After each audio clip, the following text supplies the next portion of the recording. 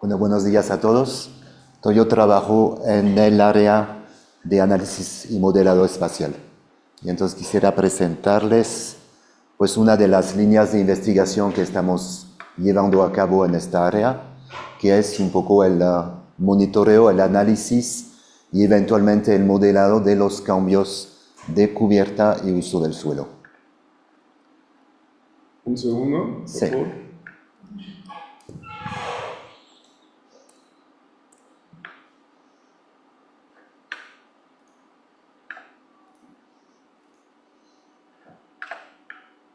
Muy bien.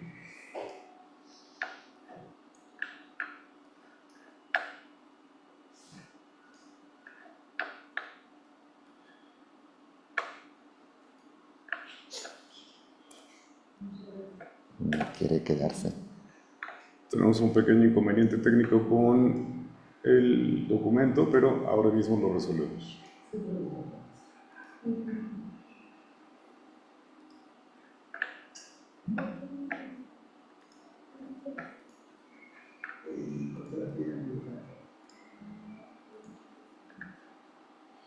Listo, ahí deben ver ya la presentación en la sesión virtual y la vemos también aquí en sala. Adelante, doctor Jean-François.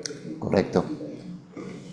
Bueno, entonces, como todos saben, estos cambios, ¿no?, de la superficie de la Tierra, de los usos y cubiertas del suelo, pues tienen una gran importancia porque están muy relacionados con el cambio global, ¿no? Sea el cambio climático, las emisiones de carbono a la atmósfera, la pérdida de biodiversidad, el cambio en el ciclo del agua, la erosión de los suelos, etc.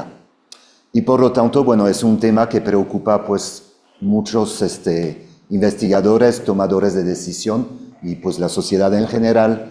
Y por lo tanto, pues durante las últimas décadas se hicieron muchos estudios, ¿no?, sobre este tema, e inclusive digamos que se creó un poco una nueva disciplina, ¿no?, que trata de evaluar un poco los patrones, los procesos y las consecuencias de estos cambios, ¿no? Y bueno, es una disciplina, digamos, que es interdisciplinario en el sentido que tenemos aportaciones de pues, muchos campos de conocimiento y en particular tal vez un poco la cuestión más, digamos, relacionada con las ciencias ambientales, la ecología, herramientas como la percepción remota, ciencias sociales obviamente, porque pues, los cambios están haciendo, digamos, la sociedad y la percepción remota como herramienta, etcétera, ¿no? Entonces, es digamos, un campo de acción que combina muchas áreas. Entonces, en esta ponencia quisiera presentar, pues muy rápidamente, digamos, algunas líneas de investigación y trabajos de nuestra área de análisis espacial y modelación en relación con estos cambios, y voy a dar una especial énfasis a los trabajos de los estudiantes, pero también algunos trabajos, bueno, de nosotros como investigadores y eventualmente también de los colaboradores, ¿no?, que colaboran con nosotros en esta área. Entonces, de algún modo, pues, para desglosar un poquito las cosas, se podría, pues, digamos, ver tres vertientes principales en estos estudios. Uno que es el monitoreo de los cambios, es decir, ser capaz de, por ejemplo, evaluar la cantidad de deforestación, ¿no?, que está relacionada, no sé, en Michoacán con el cultivo del aguacate, por ejemplo, es decir, poder dar tasas de deforestación, identificar las áreas deforestadas sin caer en los errores de omisión, es decir, que nos pasen, digamos, inadvertidos una gran cantidad de cambio y tampoco sin sobreestimar estos cambios, ¿no? Entonces, parece sencillo, pero en realidad es un ejercicio bastante complicado de detectar todos los cambios sin cometer una cantidad de error demasiado importante. La otra fase sería analizar estos cambios, es decir, tratar de ver, por ejemplo, con qué están relacionados, si una cierta política pública, por ejemplo, va a incentivar los cambios, si un área protegida realmente los va a disminuir o nada más los va a desplazar en el espacio. Si estos cambios están relacionados, no sé, con ciertos tipos de agricultura, ciertos tipos de suelo, etc. Y finalmente, tal vez el último y tal vez el más sofisticado, digamos, la vertiente más sofisticada sería de modelar los cambios. Entonces, modelar los cambios pueden ser muchas cosas, pueden ser tratar de ver los impactos que tienen los cambios, por ejemplo, de tratar de medir la emisión de carbono relacionado con ciertos patrones de cambio, el impacto sobre la biodiversidad, la pérdida de hábitat, etc., ¿no?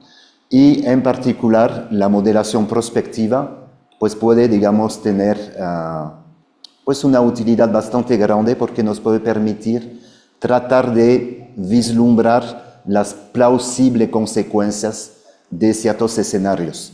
Por ejemplo, podemos tratar de modelar qué pasaría si se implementa, no sé, una política como sembrando vida en un territorio, o si se pone una nueva carretera o si se asfalta una carretera, si se pone un área protegida, si se hace una reforma de la tenencia de la tierra. Entonces, todo eso se puede tratar de ver, digamos, de forma anticipada cuáles serían estas consecuencias. Por lo tanto, bueno, puede ser una herramienta bastante interesante para los tomadores de decisión, pero obviamente hay que tomarlo como es, ¿no? No es una bola de cristal, es nada más una herramienta que nos permite tratar de ver lo que podría pasar en el futuro. Y todo eso obviamente se puede hacer a diferentes escalas, tanto espaciales como temporales. Entonces, para empezar un poco con el monitoreo de los cambios, pues aquí tenemos un estudio pues que hice hace ya 25 años, y de algún modo, bueno, viéndolo un poco ahora, se ve un poco lo limitado y lo que se estaba haciendo, ¿no? Aquí tenemos un mapa de deforestación en Campeche, eso es la laguna de Términos, Ciudad del Carmen está por aquí. Y vemos que al final de cuentas lo único que pudimos hacer es comparar unas cuantas fechas, porque en este entonces las imágenes eran pocas, muy caras, ¿no? Era $4,000 cada imagen en Landsat, y por lo tanto pues se podía trabajar nada más con las pocas imágenes que eran disponibles, porque tampoco no había muchísimas en el mercado, y de algún modo un estudio bastante sencillo, deforestado, conservado, ¿no? Hoy en día, pues las cosas cambiaron totalmente. Tenemos mucho más imágenes, ¿no? Tenemos muchos sensores que están orbitando la Tierra y que nos dan imágenes, pues con una frecuencia pues, diaria, ¿no? En varios casos. Estas imágenes son algunas, y las más importantes, de distribución gratuitas. Y digamos que transitamos en estas últimas décadas entonces de unos estudios donde se compara unas cuantas fechas al análisis de series de tiempo, es decir, que realmente ya tenemos una secuencia de imágenes tan densa que ya cambia un poco el paradigma, digamos, del análisis de estos datos.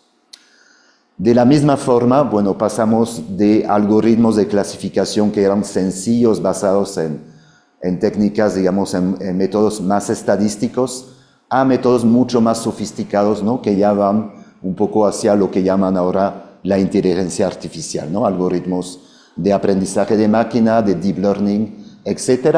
Y también, como es una gran cantidad de datos, a procesar los datos en la nube, ¿no? Es decir, poder manejar realmente muchos datos con un poder computacional pues que uno ya no tiene en su computadora de escritorio. Bueno, entonces ahí les voy a ilustrar un poquito estos cambios que hubo a través de estudios que hicimos aquí en el SIGA. Entonces, el primero fue de analizar datos que son del sensor MODIS, que es de baja resolución espacial, es decir, que no da muchos detalles, pero en cambio podemos, sin ningún problema, abarcar un área de estudio tan grande como todo México, o inclusive todo un continente, ¿no? En este caso, bueno, los 2 millones de kilómetros cuadrados, ¿no? de México se pueden, digamos, estudiar de golpe, ¿no? A través, entonces, de una serie de tiempo de estos datos para, en este caso, un periodo de 10 años que nos permite, digamos, ver un poco las tendencias que hay, si más bien la vegetación tiende a quedarse estable o inclusive a crecer un poquito, o a disminuir o de plano a desaparecer. Lo que nos permitió pues tratar de identificar áreas deforestadas, degradadas y más bien de reforestación o de crecimiento. Otro estudio, pero esta vez a una escala mucho más detallada en una pequeña región de la península de Yucatán, donde lo que domina es un sistema de roza, tumba y quema, ¿no? Entonces, eso nos genera paisajes bastante complejos, donde tenemos pues milpitas, fragmentos forestales de diferentes edades, y todo eso se mueve en el tiempo, ¿no? Es decir, que se van a tumbar algunas áreas de acahual, ¿no? De bosque secundario, ya un poco más, digamos, de una edad un poquito más avanzada. Se hace una milpa que se va a abandonar al cabo de 2-3 años, y este ciclo va a continuar. Y entonces aquí lo que hizo esta estudiante es identificar la edad de estos acahuales, de estos bosques secundarios, y eso con el objetivo de poder evaluar mejor la biomasa que hay en estos paisajes, ¿no? Otro estudio aquí más enfocado, digamos, a técnicas muy avanzadas de procesamiento de imágenes es un estudio en el cual se procesaron imágenes, tanto imágenes multiespectrales como de radar, ambas digamos, de la Comunidad Europea, del sistema Copernicus, y se procesaron a través de un algoritmo de aprendizaje profundo o de deep learning que nos permitió, digamos, identificar áreas deforestadas y áreas degradadas con base en una serie de tiempo también de estas imágenes. Y un punto importante es la evaluación de los datos. Es decir, que uno, bueno, va a generar mapas de cambio, mapas donde se identifican, por ejemplo, áreas deforestadas, pero es muy importante tener una evaluación muy estricta, ¿no? Digamos, de los resultados, saber si realmente lo que estamos etiquetando como deforestación realmente son áreas deforestadas, y también ver si no hay áreas deforestadas que no pudimos detectar, ¿no? Entonces, ambos errores. Aquí otra técnica, digamos, de clasificación de estas series de tiempo, donde, bueno, se observa, ¿no?, la señal en el tiempo y se detectan cambios cuando esta señal deja de tener el patrón regular que podría tener sobre un cierto periodo donde no hay cambio. Entonces es otra técnica para tratar de detectar cambios en la superficie del suelo y en particular en la vegetación.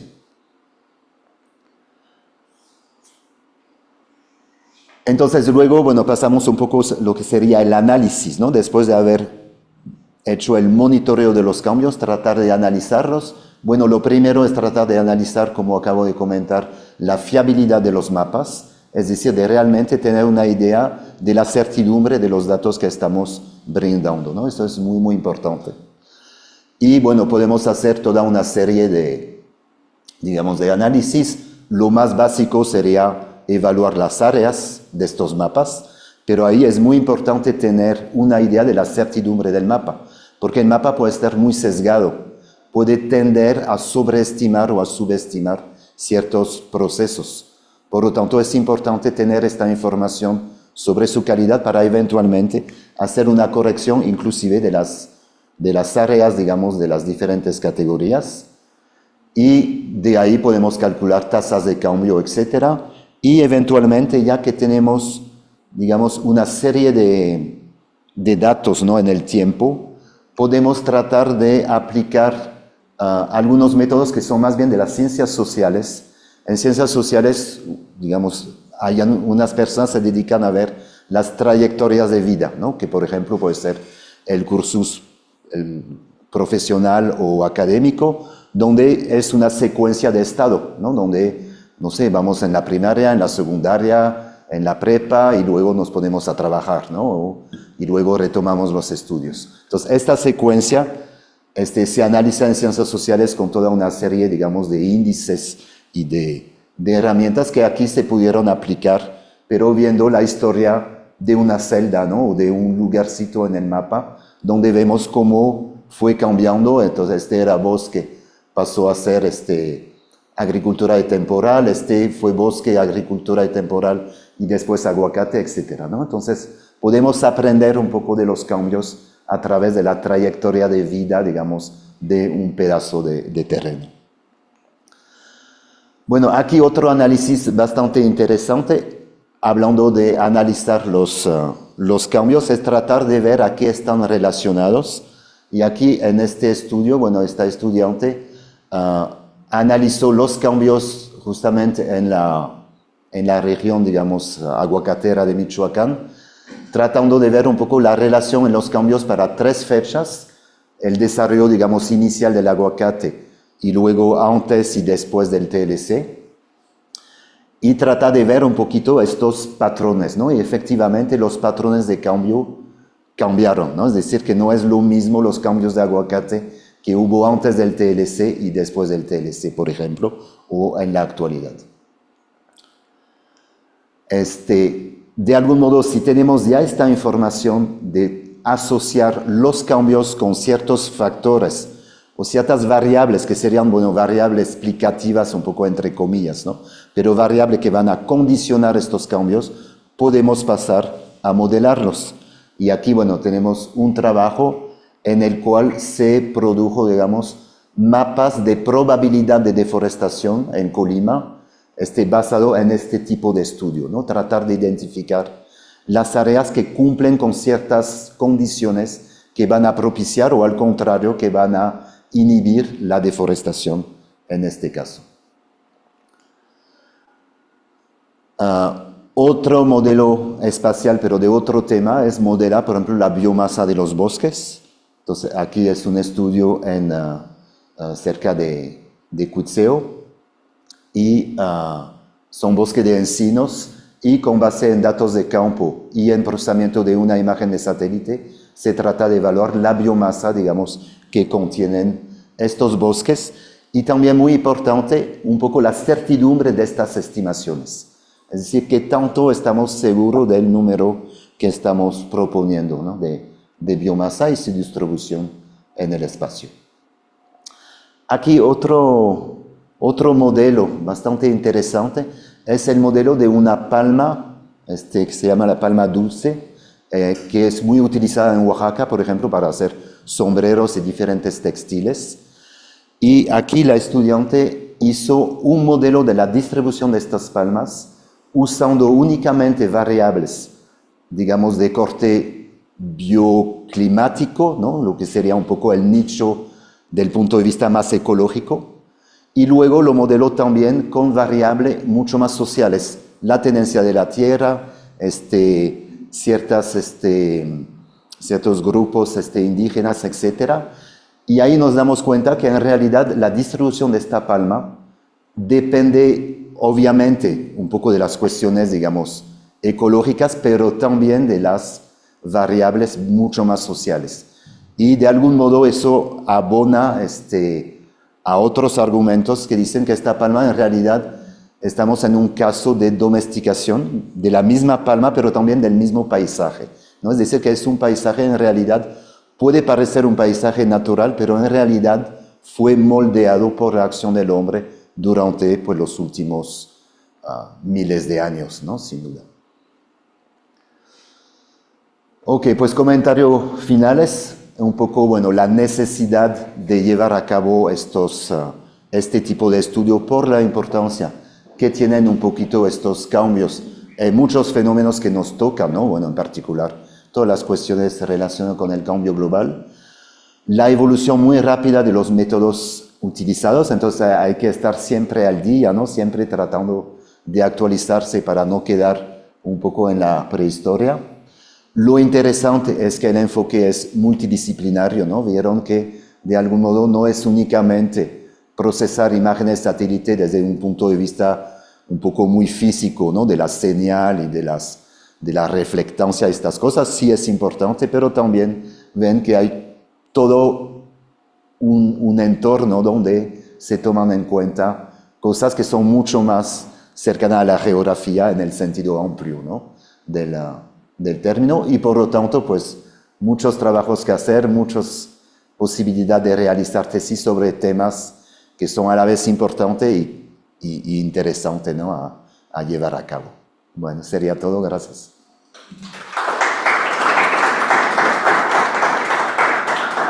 Doctor Jean-François, preguntarle cuáles son los perfiles profesionales con los que suele trabajar o que de alguna manera son más afines a presentar proyectos de investigación que sean compatibles con estas áreas de trabajo. Entonces es una pregunta interesante porque de algún modo al inicio había un sesgo bastante fuerte hacia los biólogos, ¿no? Un poco por la cuestión pues que el cambio, hay un aspecto digamos de la ecología que es bastante importante, pero eso va cambiando y yo creo que es lo interesante, es que ahora digamos el background, ¿no? de muchos estudiantes es mucho más amplio, ¿no? Antes era muy sesgado, digamos, sí, a los biólogos y ahora no tanto, ¿no? Es Claro, decir que... no es hoy una limitante que provengan de otras áreas del conocimiento, ciencias ambientales, No, ecología, por nada. ciencias sociales incluso, mientras Sí. exista este punto de encuentro con la percepción remota y el análisis espacial, sería posible pensar en una colaboración. Claro que es posible. Ahora, es cierto que a veces ciertos backgrounds, por ejemplo, no tienen un conocimiento, por ejemplo, en estadísticas, que a veces son bastante fuertes, pero eso pues son cosas que se pueden superar con un poco de voluntad y de trabajo, ¿no? Perfecto. Muchísimas gracias, doctor Jean-François, por acompañarnos en Casa Abierta 2024. Y vamos a dar paso a la siguiente presentación que corresponde a la doctora Esperanza Arnés.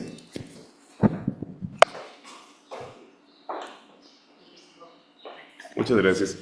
Vamos a proyectar la presentación. Un segundo, Espe. Sí.